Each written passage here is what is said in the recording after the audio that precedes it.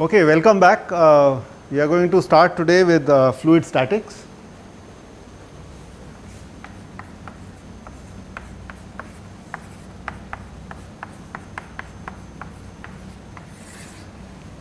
So, in the last lecture, I exposed you to the idea of a stress on a fluid, right. So, when a fluid moves, then it leads to certain surface forces, and we talked about what happens to the state of stress. Now, we take a special case where the fluid is stationary. Okay. So, that means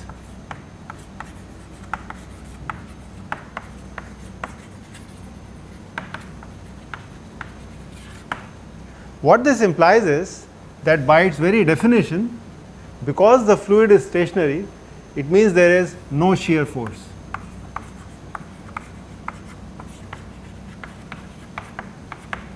So, recall,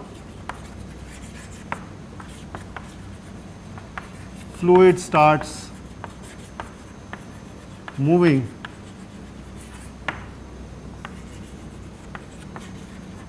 due to shear force.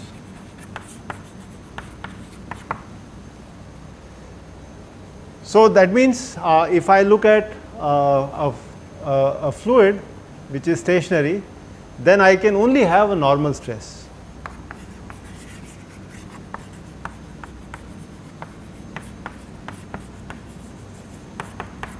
There cannot be a shear stress. Let us call this pressure.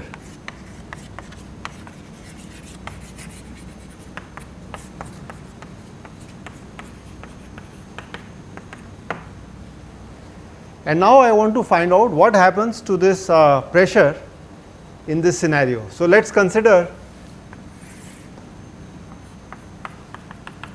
so let us say this is the free surface of the fluid, and there is a fluid inside, and I am going to write down a frame of reference. So, this is x and this is z, and now what I am going to do is take an element of fluid in this. So, this is the element of fluid. Let me say this length is delta x and this height is delta z. Rho is the density of fluid.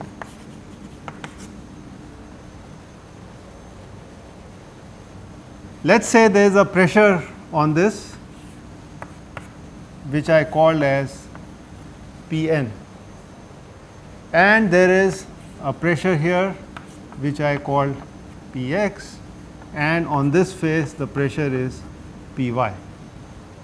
So, of course, these are distributed pressure, but I have just shown you with one arrow not to clutter this diagram. This is also going to have a weight. So, let me draw the weight of this fluid element. So, it is going to act through this point, and I could say that suppose L is the depth of the element inside the board. So, I am going to consider an element of depth L inside the blackboard. Then I could say the volume, the delta volume is delta x times delta z times L. And therefore, this force I could write down, the weight is simply rho times delta v and g. Okay. Let me call this as an angle theta. Okay. So, I am primarily interested in what happens to the value of the pressure on this normal surface of this wedge. So, let me do a force balance. So, x balance, and I will do a z balance.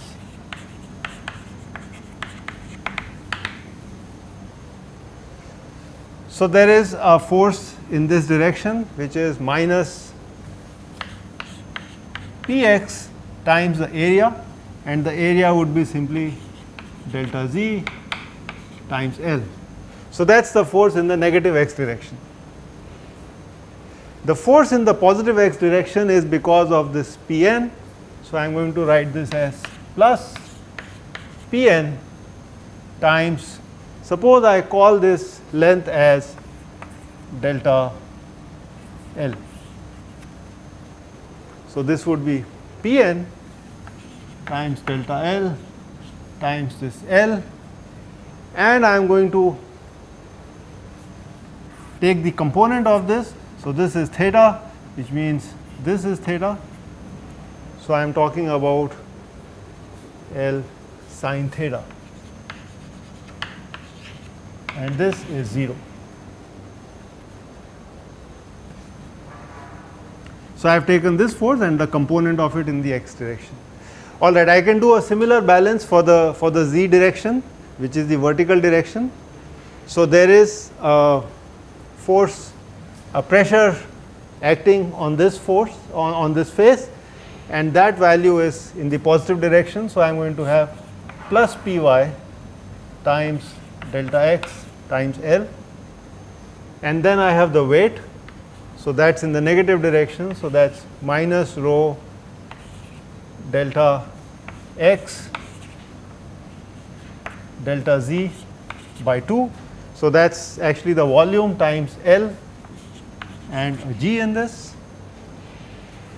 And then I would have to take the vertical component of this, which is again in the negative direction. So that would be minus Pn times delta L times L. I am sorry, this should be a small lowercase l, and of course a cosine theta.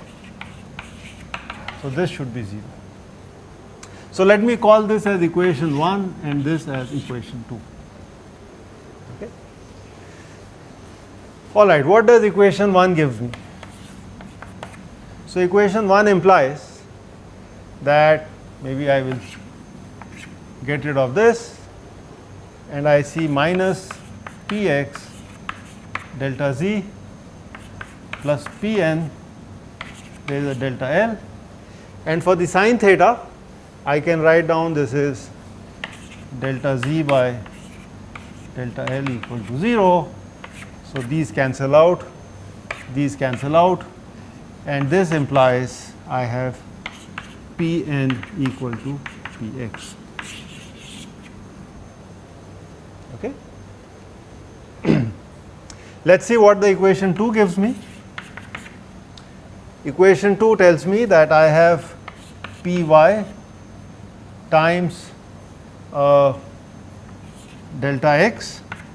So I am already going to cancel out this L, and minus rho delta x delta Z by 2 G, that is the second term, and then the last term is minus Pn delta L, and cosine theta from this triangle I could write as delta x by delta L. This is 0.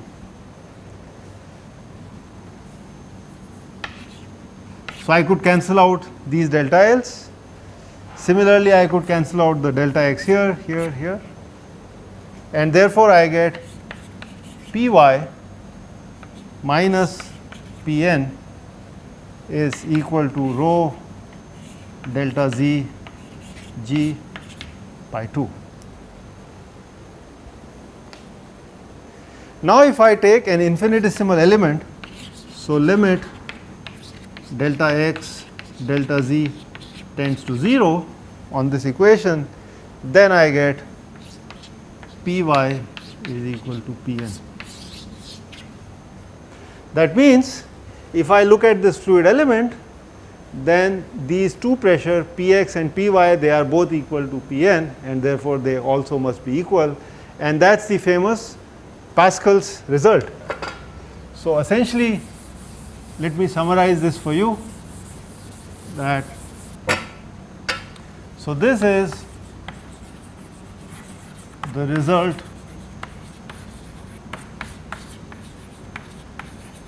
due to Pascal, which you have already looked at in your high school, and it says that in a stationary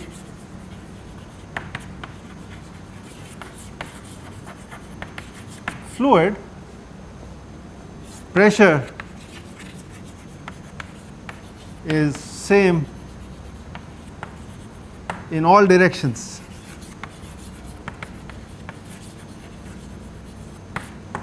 In other words, we could also say this is isotropic. So pressure is a very special quantity. So if I take a small fluid element, then pressure on all these faces are going to be equal. So that's a very important result. Please note that we have not proved this result for a fluid that is moving, okay, or which has different speeds at different points in time. So this result we have shown is proven only for a stationary fluid, but of course we know that this result is true for other situations also where the fluid is moving. Good. Now what I want to do next is, having shown that pressure is same in all directions, I want to find out what is the variation of pressure going to do. So suppose I have pressure that varies from one point in the fluid to the other, then what is the implication of that on the force that acts on the fluid? So we are going to talk about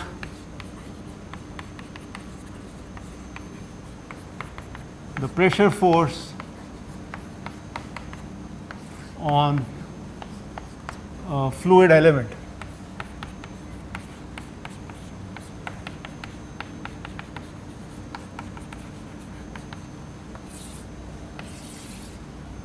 So I am going to set up a coordinate system and then consider a fluid element. So let me set up a coordinate system for you. So again we will take a right hand coordinate system. So let us say this is x, and so maybe I should this is z, x, y and z. And let me consider a fluid element.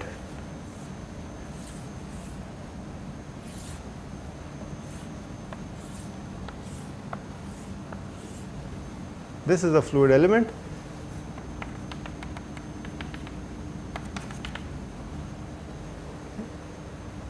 So this is the positive x phase, and at the back of it I see a negative x phase. Similarly, I have a positive y phase over here and a corresponding negative y phase, and so on. So I am going to allow pressure to vary with x, y and z. So I am going to say that pressure is actually a function of x, y and z. It could vary. All right. So suppose I look at the pressure at this point and I look at the pressure at this point, and the only difference between these 2 points are that they have different x, but y and z are the same. So I am going to assume that pressure on this face, which is normal to this face, is P. But on this face, the pressure is P plus del P by del x times dx, where this length is dx. Okay. Similarly, I could talk about a pressure on this face over here, and I could talk about a pressure on this face. Okay. In fact, I have made an error in the direction. As I showed you, pressure is inward, so this pressure should be like this, and I am sorry, this pressure should be inward. Pressure acts on the surface. Okay. So this pressure would be P, and this one I would like to call this as P plus del P by del y times dy, where this length is dy. Okay. And likewise I could do for the z direction, which is of course in this direction, but I will not clutter the figure. Okay. So I could talk about the net pressure in x direction on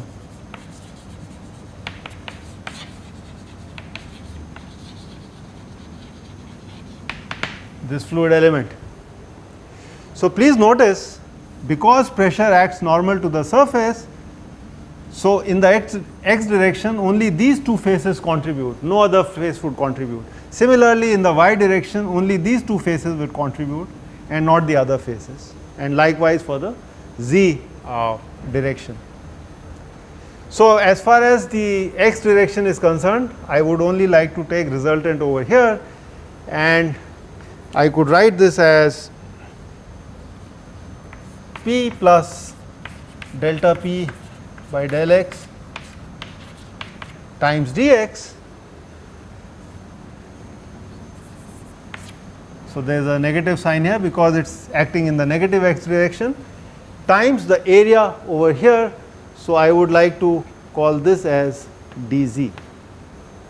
So this would become, the area as you can see is of this face is dz times dy.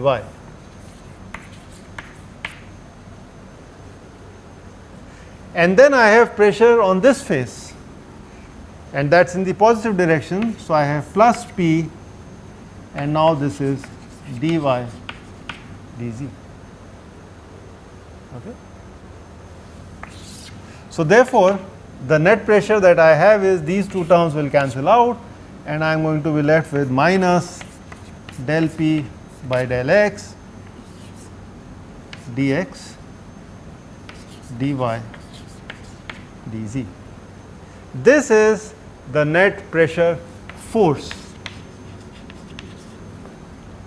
in the x direction.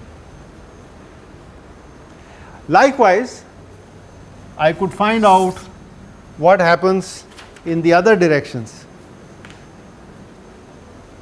So net force in, for example, the y direction, and that would be given as, I could again del P by del y dx dy dz. In fact, we could already see that from here. So if I compute the force because of this pressure over here, so it is this pressure times the area, and the area is dx times dz, right? And then I have another force because of this blue colored pressure on the lower surface. So part of it is going to cancel it out, and the remaining one I have written over here. Similarly, in z direction, this is going to be equal to minus del P by del z dx dy dz. Okay. So I have been now able to find out that on this fluid element, if there is a pressure that actually varies spatially, so it is varying at different points in the fluid, then what is it that leads to a force on a certain fluid element? Okay, so these are the three directions. So now I can write it down in terms of a vector. So I could say that d Fp is the net force on the fluid element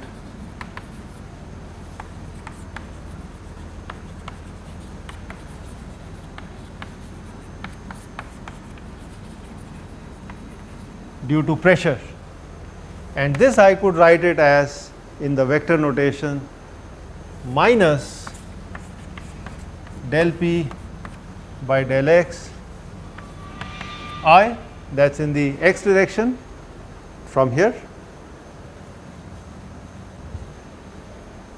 Similarly, del P by del Y in the j direction and del P by del Z in the k direction times this dx, dy, dz.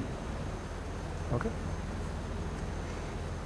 I could in fact write it as minus gradient of P dx, dy, dz. Okay. So, this is a very compact notation where I have already shown you what is meant by the gradient operator. So, it has 3 components which are listed over here. But this must be balanced. If it is not balanced, then it would cause this fluid element to move. Okay. So, suppose I have gravity.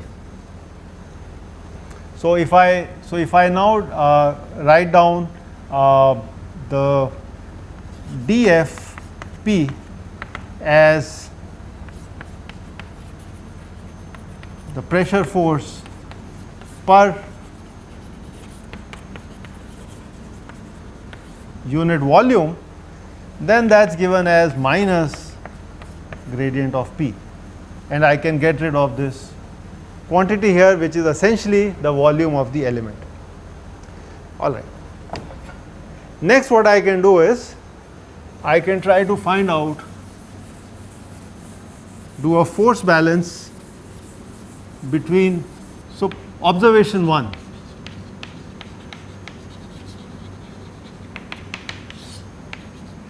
Net force depends on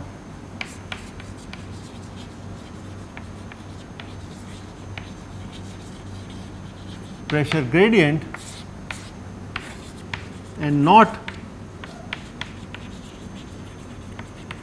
the pressure. Okay. So, this is a very important result, that the absolute value of the pressure is not so important. It is actually how the pressure is changing in the fluid that is more important. So, often we have this concept of absolute versus gauge pressure.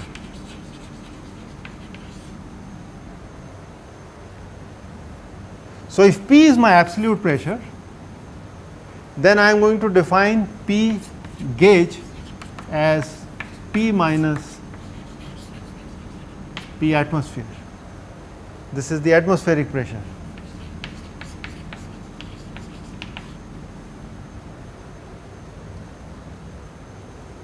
So, often when you do fluid mechanics, then you would be interested more in the gauge pressure and not the absolute pressure.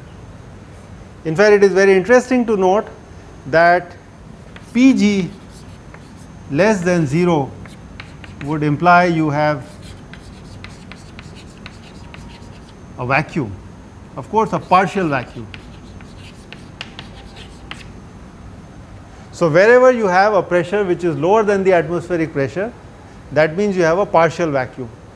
Of course, a perfect vacuum would be when your absolute pressure is 0, and that would imply that your gauge pressure is negative of the atmospheric pressure, and we all know that it is very difficult to achieve. You would have to have an absolute 0 temperature for that, and so on and so forth. Great.